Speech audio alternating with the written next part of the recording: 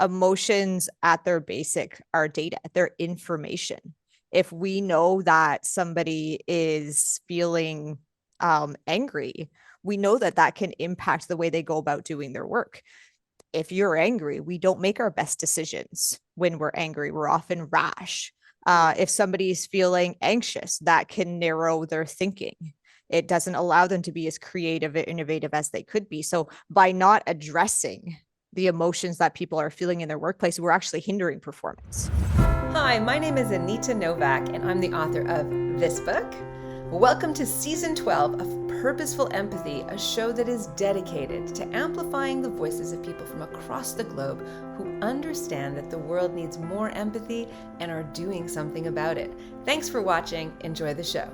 Welcome to a new episode of Purposeful Empathy. Today I am joined by the fabulous Renée Eaton, who believes people and organizations should be filled with passion and excitement. She is driven to bring more of what makes us human into workplaces. That is connection, compassion, enthusiasm, and joy. Over the past 15 years, she's worked with leaders and their teams in organizations of all sizes on team building, strategic planning, communication, change management, and culture. She founded Work Plus Joy because she saw a gap in how organizations motivate and engage their employees and build their cultures. So her mission is to help people start talking about the F word at work. Welcome to the show, Renée. Thanks so much for having me, Anita. So I'm guessing the F word is fun, but then I realized I'm not right about that. So you tell me, what's the F word at work? Well, it's okay because you are not the first person to actually think it's fun. And I think it's really insightful because the F word is feelings. And it fits quite well because it's a 4-letter word, just like the other one that we're not allowed to say at work. But I think people probably talk about the other 4-letter word more than they talk about feelings when it comes to the workplace. But feelings, just like fun, has become a taboo topic in a lot of workplaces. It's not professional. We don't get to have fun at work. If we're having fun, we're not working. In the same way, feelings have been swept under rugs. We tell people to leave them at the door. So actually going in and saying, hey, yeah, you have to pay attention to how people are feeling. We have to talk about this. We need to build this into our work in order to make sure that people are able to be and bring their best into the workplace every day. Why do you think people are so allergic to talking about feelings at work? I think it's just been culturally built into us. And a lot of times we have created this idea that feelings are soft and fluffy, right? And logic and data is the rational side of things, but feelings inform our thoughts all of the time. I mean, our feelings predispose us to specific actions and behaviors, and we have stories and values, beliefs that come out of this.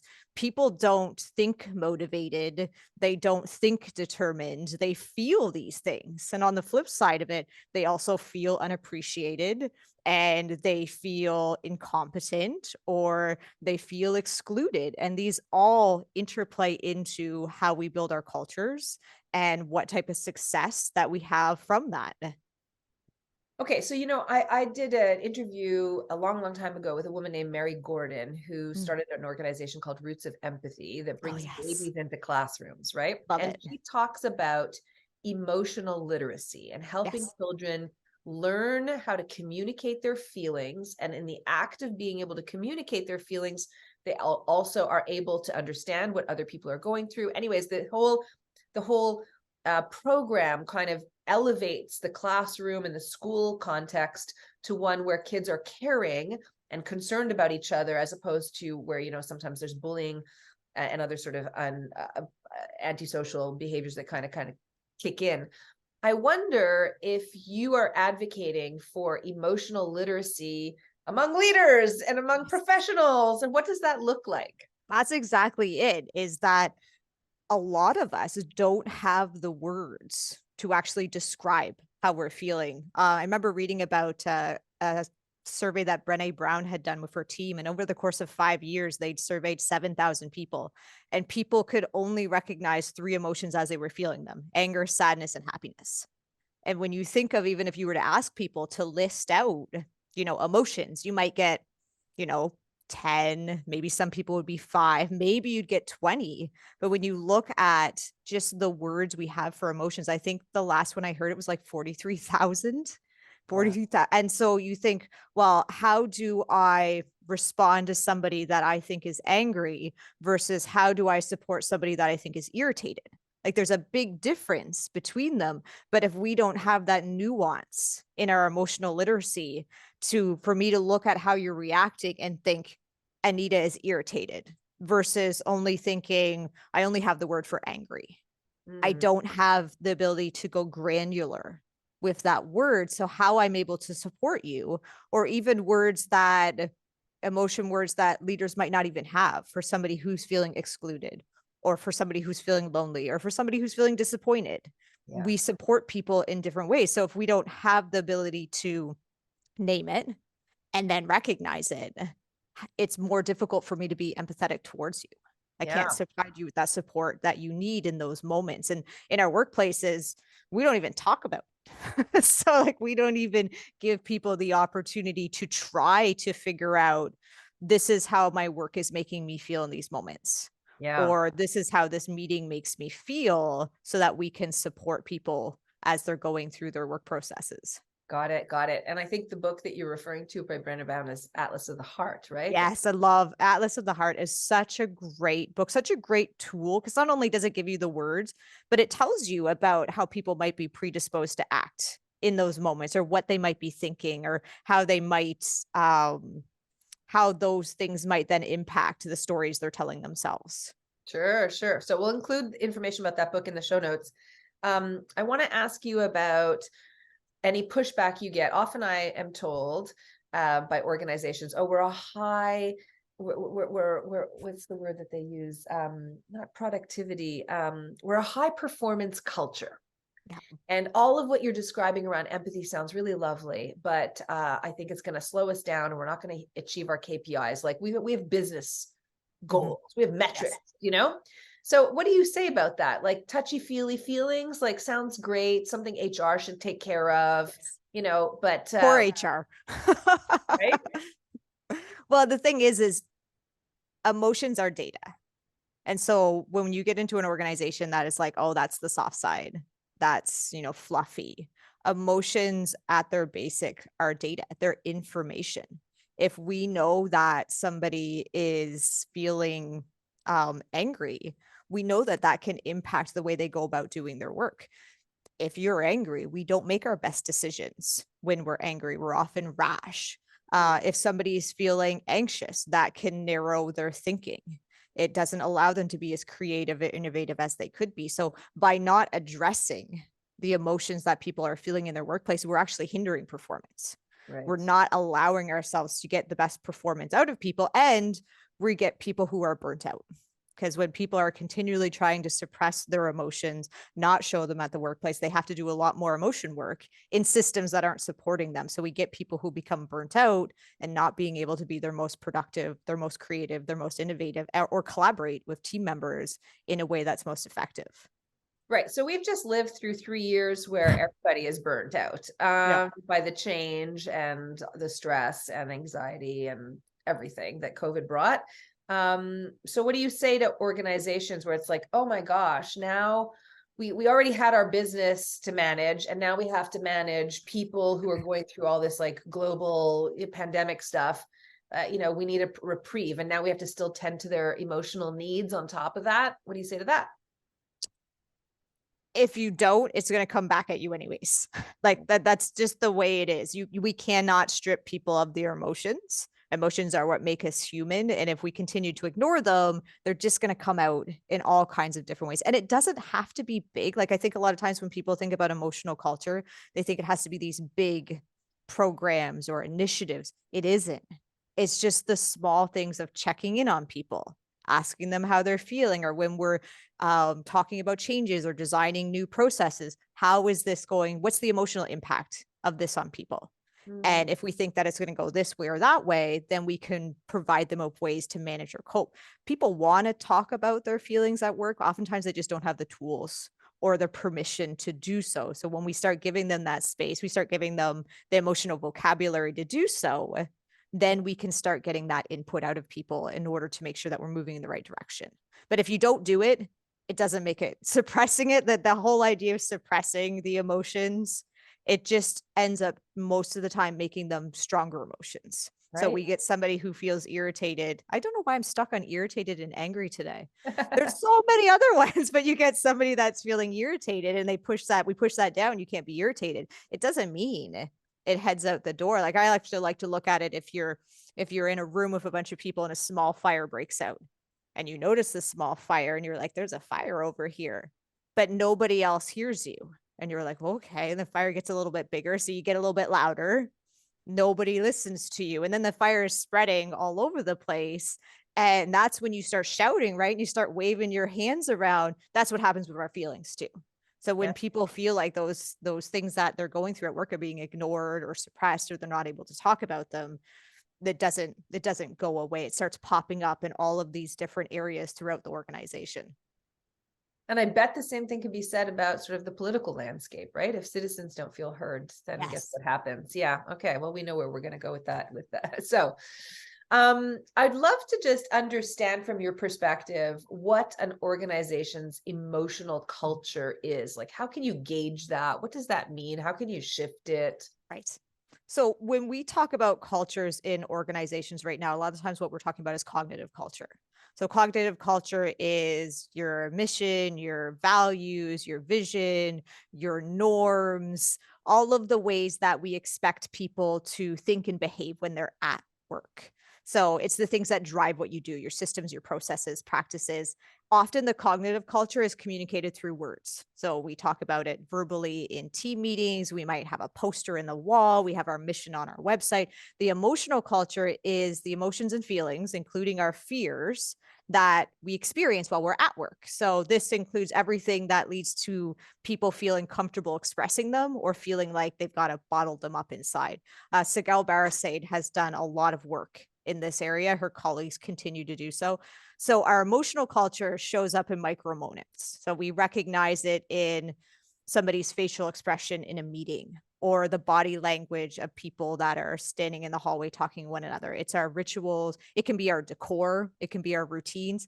It's often led by individuals themselves. So it's not being dictated from above. Like a lot of times we have value sessions among senior leaders and they decide what the values are going to be or what the systems are going to be. The emotional culture is led by all of the people within the organization. So the cognitive culture thinking, emotional culture feeling. When we get a gap, the larger the gap between these two cultures, that's when it becomes harder to build a healthy organization. So if we say we have a culture of innovation, that's what we want. That's our cognitive culture. But our emotional culture is one of fear, we're going to struggle. So people aren't going to feel comfortable saying their ideas or trying risky things because they're afraid that they're going to get in trouble, they're going to get their hands slapped, maybe they'll get fired. So we're not going to be very innovative. If we say we value high quality care, that's our cognitive, but the main feeling amongst employees is overwhelm, then again, we have a mismatch. People cannot be their most empathetic or caring when they feel overwhelmed or burnt out by what's happening. So that's why the emotional side of it is so important. And we shift that by giving people space, by giving people permission to have conversations around feelings. So it can be little things like checking in during, a Monday morning meeting. How are people feeling? It can be asking when people are going through change or conflict, how are you feeling in this moment? How do you want to feel? And what can we do to get you towards that? It can be teams themselves talking about what is the emotional culture we want to build for our team. What are the emotions that are going to help us be our most successful? What are the ones that might hinder us? But we know we're going to feel from time to time. The fact is we know that we're not always going to feel good at work. Sometimes we don't feel good at work, and that's okay. But what can we do now that we recognize them to help us manage or cope with them? What actions, behaviors, rituals can we put in place to make sure that we feel supported in those moments? And what other ones can we put in space to generate the emotions that are going to help us be our most successful?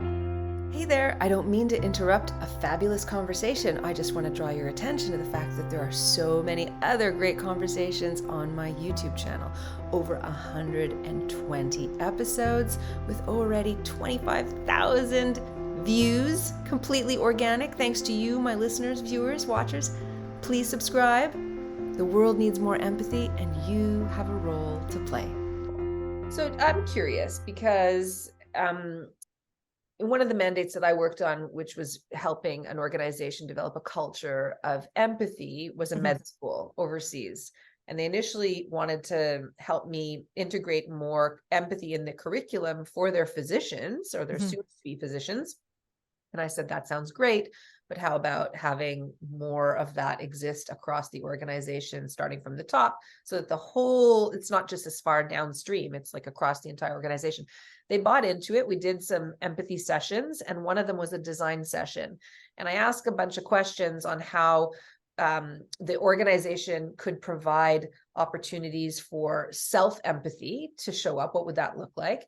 Then empathy across relationships of all different directions. And then organization. What could the organization do to show more empathy for its senior leaders?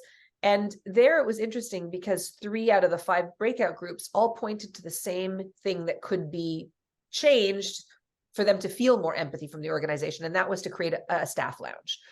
And they didn't have a place to meet, to just hang out. So between that session and the final session, we worked together. The leadership actually emptied out a whole room, put down carpets, sofas, yoga mats, chessboards, like really created a staff lounge. And I was there for the big reveal. And I witnessed like 25 adults as if they were like opening Christmas gifts, like it was something. And so I share that story to say it doesn't need a big strat plan. Like, you just need to ask people, like, how can we create a more empathic culture?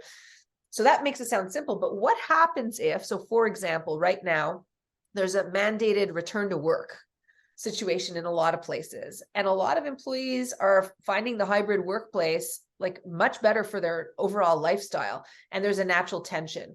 So how do you manage when employees articulate something that they think would be helpful for their feelings at work, they would feel better at work, and there's resistance because of the structural issues or just sort of like a gap between the leadership? Yeah, that's such an important one. I love the staff lounge thing. That's amazing. And that you're right. That isn't exactly a way of showing how those things can lead to actions when we talk about the feelings. The return to work. It's so difficult because I see what employees want.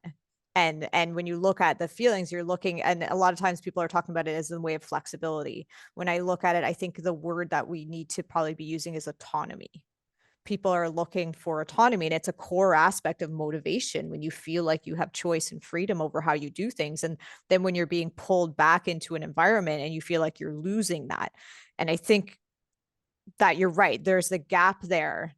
And I think in a lot of places it is a control issue that's happening. So if you can get the senior leaders to start looking at, because we know that there's all kinds of data that's showing us that in a lot of cases, people haven't become less productive. They haven't performed at a lesser degree. They are happier and they're still able to collaborate. So the employees have the data on their side, and they have a very real need to feel a sense of autonomy. I think that in that case, it's getting the senior leaders to be able to sit down and ask, what is the emotion that's driving you to pull them back? Because I think that is what it is, because we can't say this is a rational, logical thing because the data doesn't support it. So what is predisposing them to act in this way? And in my case, I think it is a lot of times a fear of not knowing what's going on. And that's why I think a lot of people flip back to the cognitive side. Is the emotional side is the unknown. It's unfamiliar, it's uncomfortable, but that's the only way we can get to the root of some of these issues. And in those cases, I think it's senior leaders taking a really clear look at, what am I worried about? Am I worried that I don't have the skills to lead a hybrid team? Like, am I worried that, or am I worried that people aren't going to think my job is as important. So I'm getting a lack of status in these moments that is fueling me to want to pull people back in so I can pretend to look over their shoulder and make sure they're doing things the way they're supposed to do. So I think it's a feeling of out of control for Mm, many of the leaders in those situations. love it. So you're certified as an emotional culture deck practitioner. What does that mean? Oh, the emotional culture deck, it is something that I've fallen in love with. So it is a game that was developed by a great organization called Riders and Elephants. Jeremy Dean heads it up. And what it is it is this simple little pack of cards. I should have brought them down from upstairs, but I know it's a podcast, so people can't see them. But it's a simple pack of cards that gives people the words for their feelings first off. So you have a series of white cards and a series of black cards. The black cards are all what we would more likely call desired feelings. And the white cards are the undesired or are negative. They're no good or bad feelings, though. They all serve their purposes. But what it allows people to do is it's almost like a Trojan horse into the world of emotions. So they play a game. So you ask people, how do you want to feel to be your most successful? How do you not want to feel to be your most to how do you not what feelings are going to hinder you from being your most successful? And so you can just flip through cards. So it's this ability for people to be vulnerable without necessarily feeling like it's a risky endeavor. So Yeah. it gives them the words to be able to describe them, and it starts a conversation around emotional culture. This is what I need to feel and not feel. This is what the team needs to feel and not feel. And then we can start mapping out the whole emotional culture based upon this and have these discussions without people feeling too worried about the consequences of it. I'm going to include that in the show notes as well. The It's emotional culture fantastic. deck. Love that. That's great. How does supporting a strong emotional culture improve empathy? Let's Yeah. talk empathy. Well, and I think a lot of that is what we've already discussed too, right? When we actually start giving people, well, we let people be human, first off. We're no longer telling them that you don't have feelings when you're at work. Leave those at the door when you come in. They're not professional. We allow people to show up as their full selves. So we start giving them permission to have these conversations. We start instigating the conversations by asking people, how are you feeling?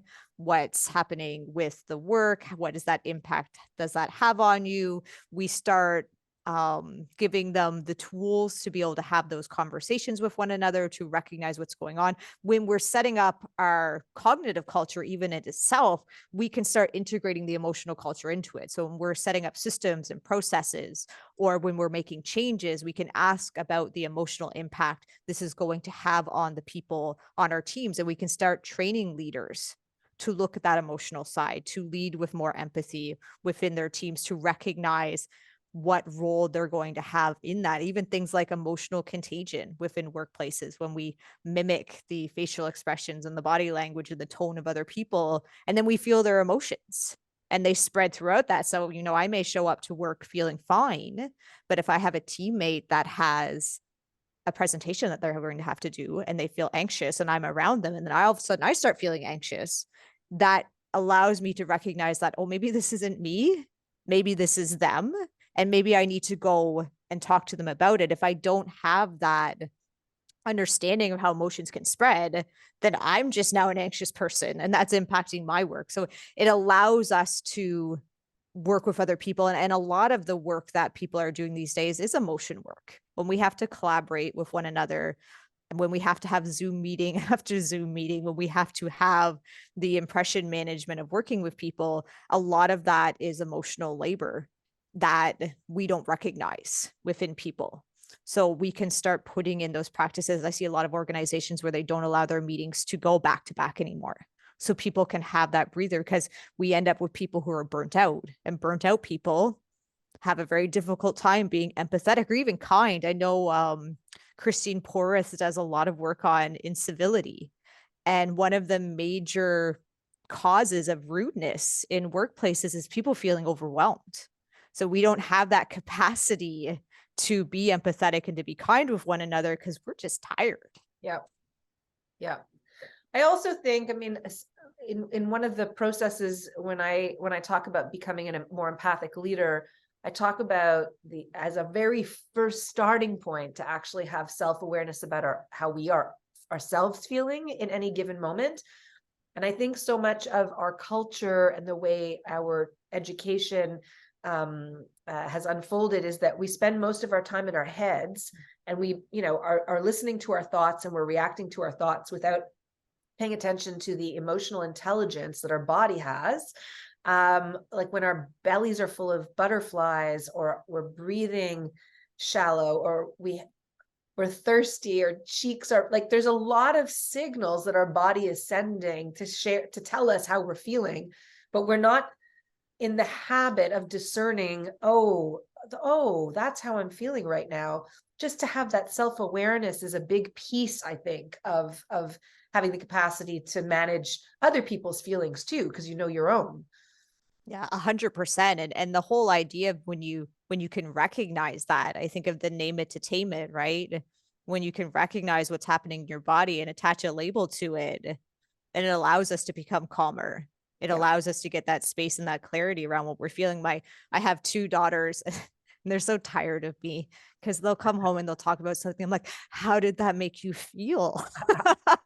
and and they're like, oh, mom, stop. But it's so important, like even in moments in our own household. My husband's an engineer, so very much of that. I'm winning him over step by step, but very much in a culture where emotions are soft and fluffy and touchy feeling. But I'm slowly moving him over into the world of feelings matter. And we'll be in discussions in the kitchen with the girls, and they'll be doing their normal typical things and getting him frustrated, and he'll react a certain way, and I'll stop and go, just so you know, girls, frustration is an emotion.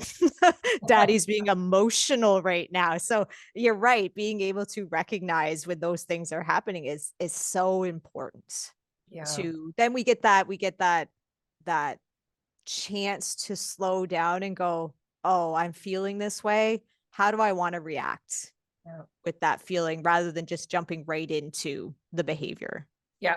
And I think about sort of economics tries to be a science, but it's far from a science. And behavioral economics showed up and said, we as humans do not make rational decisions. We are responding to our emotions all the time.